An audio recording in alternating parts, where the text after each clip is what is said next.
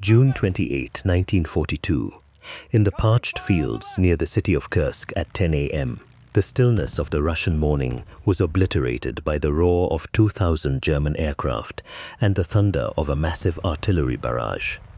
This was the commencement of Case Blue, the ambitious summer offensive intended to finish what the previous year's invasion had failed to achieve. Following the bitter winter retreat from Moscow, Adolf Hitler had shifted his strategic focus toward the south. His eyes were fixed on the vast grain fields of the Don, the industrial heart of the Volga, and most importantly, the oil wells of the Caucasus. He believed that if he could cut off the Soviet Union's fuel supply, the Red Army would grind to a halt and the war would be won by autumn. The initial weeks of the campaign felt like a return to the glorious days of the previous summer. The Wehrmacht's 6th Army, under the command of General Friedrich Paulus, along with the 4th Panzer Army, sliced through the Soviet lines with devastating speed. The Red Army appeared to be in total collapse, retreating in what seemed like a disorganized route across the less flat steppe. But this retreat was deceptive. Under the command of the Soviet High Command, many units were conducting a fighting withdrawal, trading space for time, and refusing to be trapped in the massive pockets that had characterized the 1941 campaign. As the German spearheads raced eastward, the geographic reality of Russia began to exert a heavy toll. The sheer scale of the landscape was staggering. For every mile the tanks advanced toward the Volga, the supply lines stretching back to the railheads in Poland and Germany grew longer and more fragile. The logistics of the campaign were a nightmare. The German army was still largely horse-drawn, and the vast distances meant that food, fuel, and ammunition often failed to reach the front. The fine, abrasive dust of the Russian summer clogged the engines of the panzer divisions, while the intense heat dehydrated the infantrymen who were marching 30 miles a day in heavy woolen uniforms. Then came the decision that many historians point to as the turning point of the entire campaign. On July 23, Hitler issued Directive 41, which split the advancing forces of Army Group South. Army Group A was ordered to strike south toward the mountains of the Caucasus to capture the oil fields of Maikop, Grozny, and Baku. Simultaneously, Army Group B, spearheaded by the 6th Army, was ordered to advance toward the Volga to seize the city of Stalingrad. By dividing his forces, Hitler committed the ultimate military sin of failing to maintain a main effort. The two prongs of the offensive were now moving in divergent directions, hundreds of miles apart, with a massive and growing gap opening between them. To fill this gap and protect the increasingly long northern flank, the German High Command was forced to rely on the armies of its allies, the Romanians, Italians, and Hungarians. These soldiers were often brave, but they were woefully under-equipped compared to their German counterparts. They lacked heavy tanks, modern anti-tank guns, and the logistical support necessary to hold a line against a concentrated Soviet breakthrough. They were spread thin along the banks of the Don River, guarding the rear of the 6th Army as it funneled its strength into the ever-narrowing corridor towards Stalingrad. By late August, the 6th Army reached the outskirts of the city that bore Stalin's name. To the German soldiers, the sight of the Volga River felt like the of a long and grueling journey. They believed that one final push would secure the city and bring the war to a close. However, they were entering a trap of their own making. The German war machine was now at the very of its reach, its strength diluted over thousands of miles, and its flanks held by allies who were being watched by a gathering Soviet storm. The advance of 1942 was a masterpiece of tactical movement, but a disaster of strategic overreach. It was the moment the Third Reich traded its remaining reserves for a symbolic prize it could not afford to hold. The vastness of Russia had not been conquered. It had simply been invited in. As the first shells began to fall on the suburbs of Stalingrad, the German soldiers did not realize they were no longer the hunters, but the hunted. They had marched across a continent to find their grave, led by a leadership that mistook distance for victory and motion for progress. In the shimmering heat of the Volga, the illusion of German invincibility was beginning to evaporate, leaving behind the cold reality of a war that had already been lost on the maps of the logistics officers long before the first soldier entered the city streets. This was the pinnacle of their power and the precipice of their destruction. September 13, 1942, in the heart of the smoldering ruins of Stalingrad, the concept of the Blitzkrieg died a violent and agonizing death. For years, the German Wehrmacht had relied on the fluidity of movement, the speed of motorized divisions, and the overwhelming coordination of air and ground power. But as the sun climbed toward its zenith at 11 a.m., on that sweltering morning, the soldiers of the 6th Army realized that the rules of war had fundamentally changed. The vast, open horizons of the Russian steppe had been replaced by a suffocating landscape of jagged brick, twisted steel, and the pervasive stench of thermal decomposition. Here the Panzer was no longer a king. It was a steel coffin, vulnerable to a single Molotov cocktail thrown from a basement window or a satchel charge dropped from a collapsed balcony. The Germans gave this new, terrifying form of combat a name that would haunt their letters home: Rattenkrieg, or the War of the Rats. It was a conflict measured not in miles or kilometers, but in centimeters and floorboards. A single apartment building could be the site of a week-long battle, where the Germans held the ground floor, the Soviets held the second, and the third was a contested wasteland of snipers and rubble. By 1 p.m. on any given day, a platoon might gain 10 yards of a hallway, only to be wiped out by 3:15 p.m. by a counterattack launched through the sewer pipes. The battlefield was no longer two-dimensional. It was a vertical, subterranean nightmare where death could arrive from a hole in the ceiling or a crack in the floor. General Vasily Chuikov, commander of the Soviet 62nd Army, had instinctively understood how to neutralize the German advantage. He ordered his men to hug the enemy, staying so close to the German front lines that the dreaded Luftwaffe could not drop their payloads without risking the lives of their own infantry. This tactical embrace turned the city into a giant grinding stone.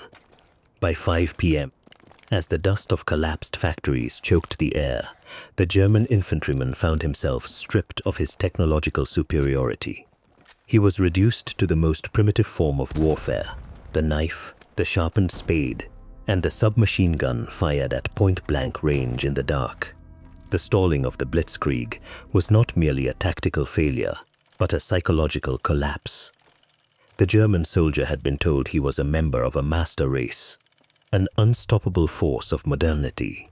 Yet, in the ruins of the Barricadi factory or the shadows of the grain elevator, he found himself hunted by a foe that refused to acknowledge defeat.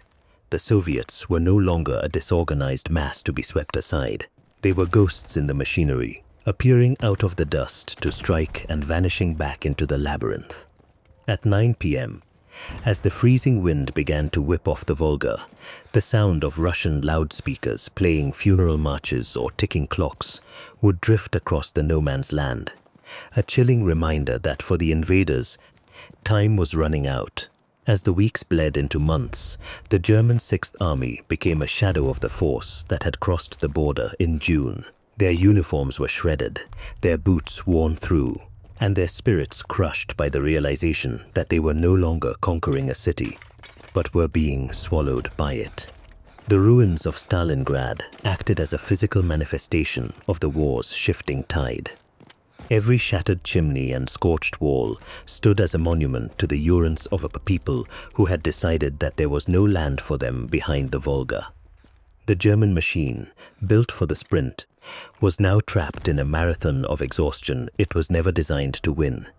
The legacy of the Rattenkrieg exists far beyond the casualty lists or the maps of the Eastern Front. It remains the moment when the world saw that the industrial might of the Third Reich could be halted by the sheer, stubborn will of human beings fighting in the dirt. Stalingrad proved that victory cannot be achieved by distance traveled or speed maintained if the heart of the resistance remains unbroken. The ruins were not just the site of a battle.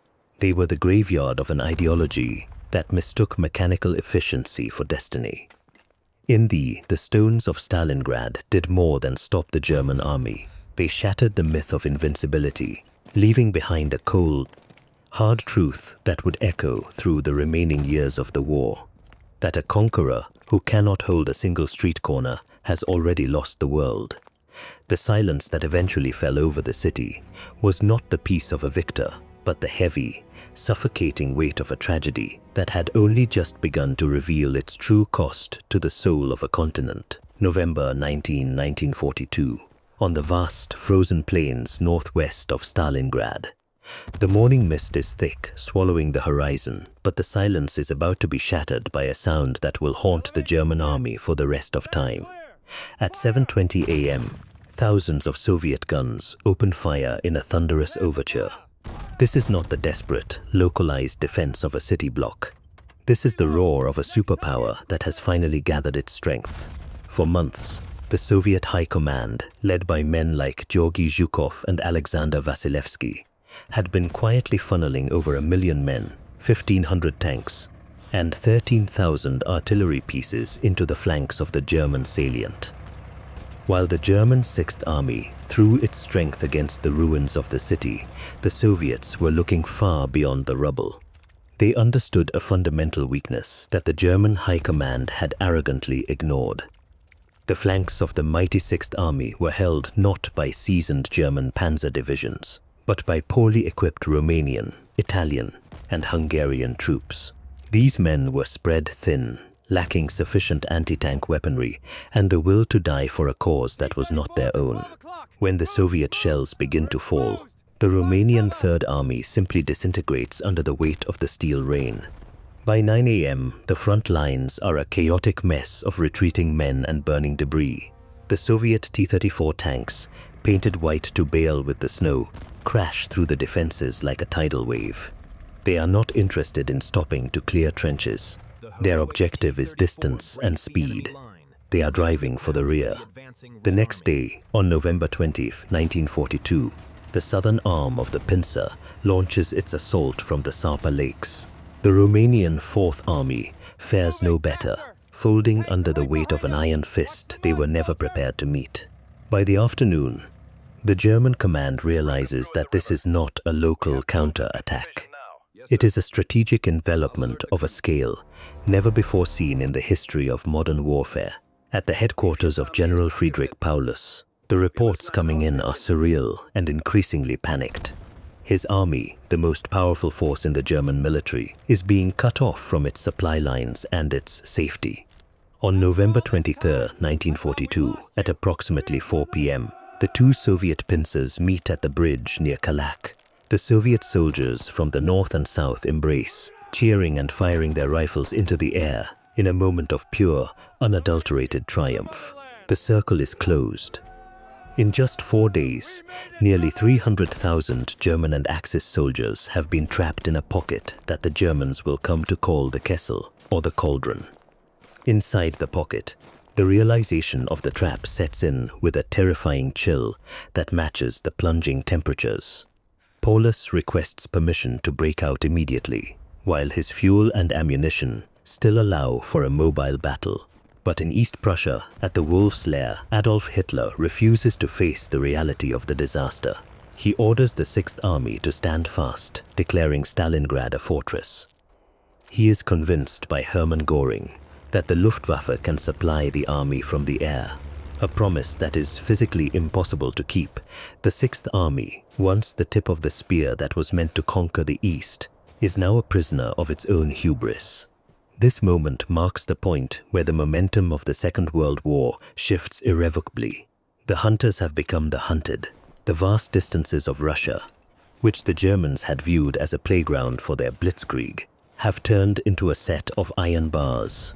The trap was not just made of steel and Soviet soldiers. It was forged from the arrogance of a leadership that believed its own myths of tactical superiority. As the snow begins to fall more heavily, blanketing the hundreds of thousands of men now trapped in the ruins and the frozen fields, a terrible truth begins to dawn on the common soldier. The war is no longer about conquest or glory. It has become a struggle for survival in a wasteland where the only thing cheaper than a bullet is a human life. The legacy of Operation Uranus is the destruction of the idea that Germany could win a war of attrition. It proved that a machine, no matter how refined, cannot survive if its heart is cut out. The shadow of the cauldron would stretch all the way back to Berlin, a dark omen that the road ahead would be paved with the remains of an empire that thought it could never fall. November 22, 1942, on the frozen, windswept steppes surrounding the ruins of Stalingrad, the steel jaws of the Soviet pincer movement finally snapped shut, encircling nearly 300,000 men in a pocket that would become known to history as the Kessel. In the early hours of that morning, as the temperature plummeted and the Russian winter began its merciless descent, the soldiers of the Sixth Army looked westward not for an enemy, but for the relief that they were told was inevitable. They were the victors of France, the conquerors of the Balkans, and the vanguard of Operation Barbarossa. Yet, in the space of a few days, they had been transformed into a captive audience for their own destruction. This was the birth of the Cauldron, a 20-mile-wide wasteland where the German dream of Eastern Empire went to die in the snow. The atmosphere inside the pocket was defined by a slow, agonizing transition from professional discipline to raw, animalistic desperation. As the days bled into December, the once proud division structures began to dissolve under the weight of hunger and the relentless sub-zero winds. Supplies began to dwindle almost immediately.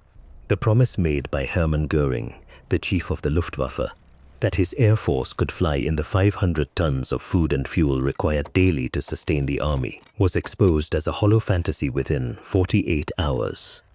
At best, the transport planes managed to deliver less than 100 tons, often consisting of useless items like spices or thousands of right-foot boots, while the men were starving for bread and ammunition.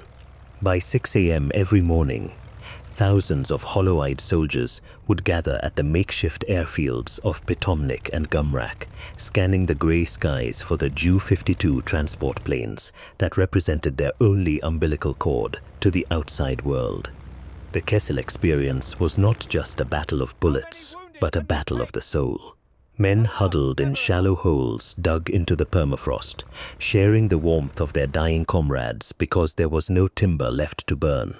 The Stalingrad diet became a grim reality, where a single slice of sawdust-heavy bread and a watery soup made from frozen horse meat was considered a feast. Frostbite became as much of a killer as Soviet snipers. Fingers turned black and fell off, and boots were never removed for fear that the feet inside would simply disintegrate. In the darkness of the bunkers, the ideological fervor of National Socialism began to evaporate. The soldiers realized that they had been lied to, not just about the strength of the Red Army, but about their own value to the high command in Berlin. They were no longer a strategic asset, they were a sacrificial diversion, a living wall meant to hold back the tide while the rest of the German front scrambled to reorganize. By late December, the dawning realization of inevitable defeat settled over the Kessel like a shroud. The failure of Operation Winter Storm, the German attempt to break through the encirclement from the outside, was the final psychological blow. At 2 p.m. on the day, the relief columns were ordered to retreat. A profound sense of abandonment took root in the hearts of the rank and file. They watched the horizon for the flares of their rescuers, but only saw the deepening shadows of the Russian night. The letters sent home during this period, if they made it onto the last planes out, were no longer filled with talk of victory. Instead, they were elegies for lives cut short, written by men who knew they were already ghosts. They spoke of the Stalingrad soul, a hollowed-out state of being where fear had been replaced by a numb, freezing fatalism. The failure of the Luftwaffe airlift was the definitive proof that the German war machine had reached its breaking point. For every plane that landed, 3 were swarmed by desperate men trying to cling to the fuselage as it took off again, only to fall to their deaths in the snow. The airfields became graveyards of burnt-out aluminum and frozen corpses. When the Soviets finally overran Pitomnik, the last lifeline was severed, and the Sixth Army was left in a silence that was more terrifying than the roar of the Katyusha rockets. They were alone in the heart of a continent that hated them, abandoned by a leader who preferred their martyrdom to their survival. The legacy of the Kessel is a grim reminder of the limits of human endurance and the cruelty of ideological obsession. Stalingrad was the moment the German soldier realized the war was no longer about conquest, but about the price of failure. It shattered the myth of the Wehrmacht's invincibility and replaced it with a permanent haunting fear of the East. The cauldron did not just consume an army, it consumed the certainty of a nation. As the last remnants of the Sixth Army marched into the Siberian wastes, they left behind a crater in the German psyche that would never truly heal. The ruins of the city became a monument to the fact that when an empire overreaches, the earth itself eventually rises up to swallow it whole, leaving nothing but the wind and the echoes of those who were promised a glory that never came. January 31, 1943, in the freezing basement of the Univermag department store in central Stalingrad, the myth of German invincibility finally died. It was 7:45 a.m. when the Soviet soldiers of the 38th Motorized Rifle Brigade approached the remnants of the German 6th Army's headquarters. Inside, Friedrich Paulus, a man who had been promoted to Field Marshal only hours earlier, sat in a state of catatonic exhaustion. Hitler had sent the promotion as a death sentence, a reminder that no German officer of such rank had ever surrendered. The expectation was a bullet to the temple, a final act of Wagnerian defiance. Instead, Paulus emerged from the shadows, his face gaunt and his spirit broken, to accept the terms of captivity. This was not just the sorrow of a general. It was the funeral of an empire's ambition. The sorrow of the southern pocket was followed quickly by the northern pocket on February 2nd. By 11 a.m. that morning, the guns that had thundered for 5 months finally went silent, leaving a ringing, unnatural quiet over the Volga. For the first time since the invasion of Poland, the German people were forced to confront a reality that no amount of propaganda could mask. The news reached Berlin not as a triumph, but as a mandatory 3-day period of national mourning. The radio played the somber, heavy notes of Bruckner's Seventh Symphony, signaling to every household that the sons, fathers, and brothers of the Sixth Army were gone. An entire army, once the elite spearhead of the Blitzkrieg, had simply ceased to exist. This was the moment the war changed its fundamental character. The German military machine, which had spent years perfecting the art of the offensive, was suddenly thrust into a desperate, grinding, defensive retreat. The initiative had crossed the Volga and stayed there. The Soviet Union, once viewed by the High Command as a primitive giant waiting to be toppled, had proven itself to be an industrialized juggernaut capable of outthinking and outfighting the Wehrmacht in the most brutal conditions imaginable.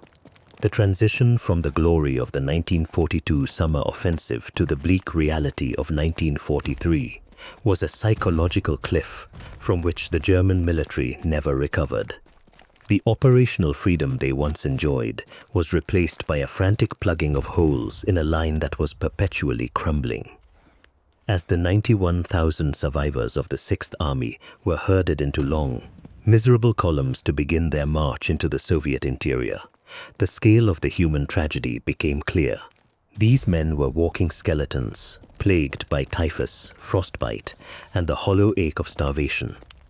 They were marched through the very streets they had spent months destroying, watched by the civilians who had survived the firestorm in cellars and sewers.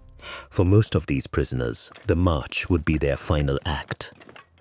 Only about 5,000 would ever see German soil again, returning decades later as ghosts of a vanished era to a country that had been rebuilt from the ashes they helped create.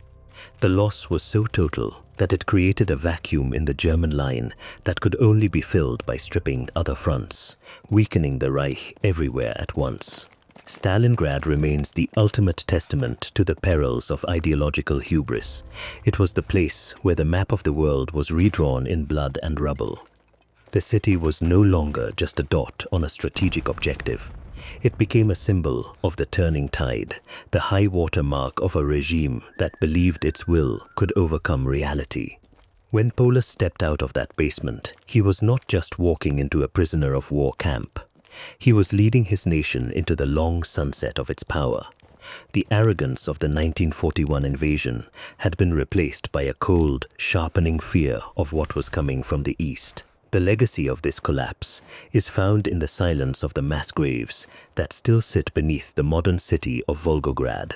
It serves as a haunting reminder that the machinery of war, no matter how sophisticated or disciplined, eventually breaks against the sheer wall of human endurance and the unforgiving nature of the land it seeks to conquer. The war would continue for 2 more bloody years, but the outcome was written in the frost of January 1943. Germany had lost its soul in the ruins of the Volga, leaving behind a lesson for the ages, that every empire, no matter how formidable, eventually meets a winter it cannot survive and a limit it cannot cross. The echoes of Stalingrad did not stop at the city's edge. They carried the message of a coming all the way to the bunkers of Berlin, February 2, 1943, on the frozen western bank of the Volga River. The roar of the guns finally stopped, replaced by a silence so heavy it felt like a physical weight upon the ruins. This was the moment the world held its breath, as the last ragged remnants of the German Sixth Army emerged from their cellars and foxholes to walk into a captivity from which most would never return. At 9 a.m., the northern pocket of the city followed the example set by Field Marshal Friedrich Paulus just days earlier, signaling the total collapse of Hitler's ambitions in the east. As the soldiers trudged through the knee-deep snow, their boots making a rhythmic crunch in the sub-zero air, they left behind a city that had become a literal graveyard for over 1 million souls. The human cost of this struggle defies simple statistics. Yet the numbers remain a haunting testament to the carnage. Of the roughly 91,000 German and Axis prisoners who began that long, death-filled march toward the camps of the Soviet interior, only about 6,000 would ever see their homelands again. They were the victims of a command that prioritized political prestige over human life, ordered to stand and die in a wasteland where the temperature frequently dropped to 30 degrees below zero. But the suffering was not restricted to the invaders. The Soviet deferrers and the civilians who remained trapped in the rubble had endured a literal hell on earth. For the mother who hid her children in a sewer at 3 a.m. while the world above her was consumed by fire, or the young Red Army recruit who arrived across the river, only to realize his life expectancy was measured in hours rather than days. Stalingrad was the ultimate test of the human spirit. Beyond the immediate tragedy, the Führer marked a seismic shift in the momentum of the Second World War. Before this winter, the German Wehrmacht had carried an aura of invincibility, a modern war machine that seemed capable of crushing any obstacle through sheer technical and tactical brilliance. After Stalingrad, that aura was shattered forever. The news filtered back to Germany not as a victory, but as a 3-day period of national mourning, the first time the Nazi regime had to publicly acknowledge a catastrophe of this magnitude. In the occupied streets of Paris, the forests of Poland, and the underground networks of the Dutch resistance, the news acted like a lightning strike. If the giant could be bled white on the banks of the Volga, then the liberation of Europe was no longer a distant dream, but a coming certainty. The strategic reality was equally stark. The Red Army that emerged from the ruins of Stalingrad was no longer the disorganized force that had been pushed back in the summer of 1941. It had become a sophisticated, relentless juggernaut, having learned the hard lessons of modern mechanized warfare in the most brutal classroom imaginable. At 2:15 p.m. on the day of the Surah, as Soviet commanders surveyed the twisted metal of the Red October factory, they knew they had done more than just save a city. They had broken the back of the German military. The initiative had passed into Soviet hands, and it would never truly be relinquished until the red flag flew over the Reichstag in Berlin. Today, the city has been rebuilt, its avenues wide and its parks green, but the scars remain just beneath the surface. To this day, construction crews and gardeners still uncover the rusted remains of the conflict. A discarded helmet, a corroded rifle, or the dog tags of a soldier whose family never knew his final fate. Stalingrad is more than a historical event. It is a grave on the Volga that serves as a permanent warning to the ego of empires. It reminds us that no amount of industrial power or ideological fervor can overcome the raw, unyielding urine of a people defying their soil. As we look back on those final hours in the winter of 1943, we find a profound reflection on the nature of war itself. It is a story of how a single point on a map can become the hinge upon which the fate of the entire world turns. The legacy of Stalingrad is found in the chilling silence that followed the Surah, a silence that spoke of the millions of lives cut short for the sake of a few miles of broken brick and frozen mud. It is a testament to the fact that while war is made by generals and politicians, its true weight is carried by the individual, whose story is often buried in the snow. The grave on the Volga remains a solemn monument to a turning point where the path toward peace was finally cleared, though it was paved with the greatest sacrifice the world had ever seen.